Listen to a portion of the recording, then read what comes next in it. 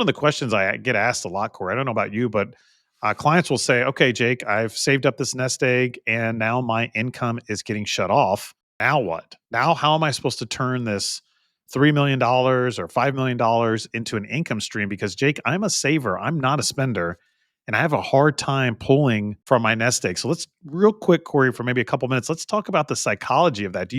What do you tell clients when they bring that up to you? I tell them the best thing that we can do is define as specifically as we can what their goals are, what we're trying to accomplish. Like basically over all those years while they've been saving that money, there's been something, an end goal in mind for how those dollars will be spent. And I completely understand that it's not as simple as just flipping a switch to go from saving to spending. And I think that is true for a lot of clients, Jake, kind of to and through retirement, where there's a little bit of a balancing act there. But I think the main thing is actually name what the goals are. So then we can talk about how to fund them as opposed to just Mm. making it about saving versus spending, if that makes Good, sense. good. So you drill down into the goals a little bit. I like that a lot. It takes people at least a year, in my experience, to get comfortable spending from their Yes. IRA or 401k.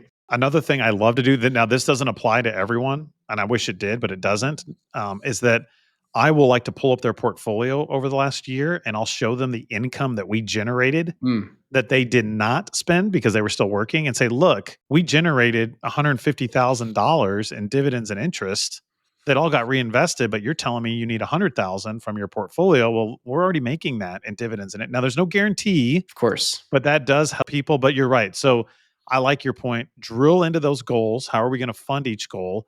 Let's look at the income that your account is generating. And again, it's easy for you and I to do this and our planners. It's the psychology, the shifting over. And so this is a very critical point in people's lives. And Yes. I think it's okay to be nervous or anxious about it. And when in doubt, just set up a meeting. Just set up a meeting, go over it with our financial planners, especially that first year in retirement when you're pulling from your account.